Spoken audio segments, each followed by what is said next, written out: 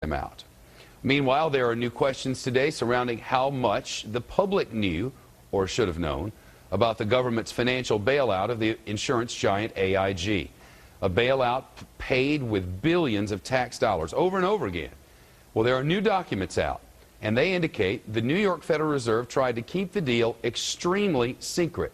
So much so that the Securities and Exchange Commission reportedly compared the request to a matter of national security.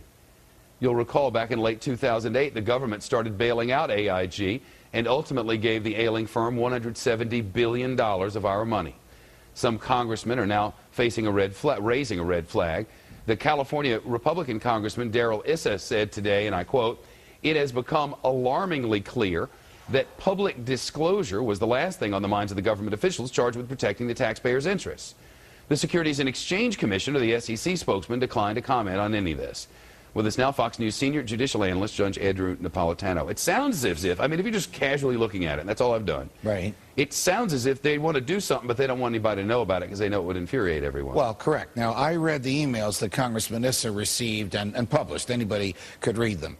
And they make it clear that lawyers for the New York Federal Reserve Bank, whose chairman and CEO at the time was Tim Geithner. This is the tail end of the Bush administration. President Obama is Senator Obama at this point. Those lawyers are saying to the lawyers for AIG, don't list by name every creditor you have, and for heaven's sakes, don't list the creditors you intend to pay 100 cents on the dollar to, because that'll cause this to blow up.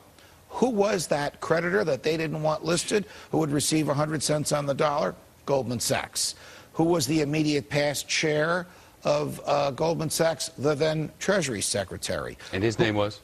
Henry Paulson. Hello. Who was the then chair of Goldman Sachs, the chairman of the board of the New York Federal Reserve, Steve Friedman. So you really have an incestuous thing going on here.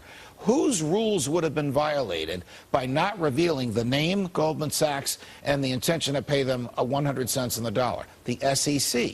This morning we learned that the SEC, the Securities and Exchange Commission, itself said, you know what, if we declare this a matter of national security, we won't have to reveal anything to anyone. So now we learn the government mentality. If we declare it a matter of national security, that will make it a matter of national security, and we can keep everything secret. That is not the law in this country. That's extra constitutional at very least, isn't it? It violates the laws that they have sworn to uphold, because some of the laws they have sworn to uphold are intended to allow the public to know where their $170 billion, largest bailout in the history of the world by a government, where their $170 billion is going. The public has the right to know that these bankers have decided we're going to pay this creditor first and 100 cents on the dollar, and this creditor last and 50 cents on the dollar, because it's government taxpayer dollars that's going to those people. The government has the right to know it, and these bureaucrats tried to keep it from us. And they did so by nefarious means. They did so. We actually did not know that Goldman Sachs was receiving the $13 billion until after the deal had gone through, and Goldman Sachs reported quite properly that they had just been paid the $13 billion. What does this mean for all of us and our freedoms and liberties in the face of that was the Bush administration and now the Obama administration? It means that we need to be ever vigilant, because people who take an oath to uphold the Constitution don't always follow that oath.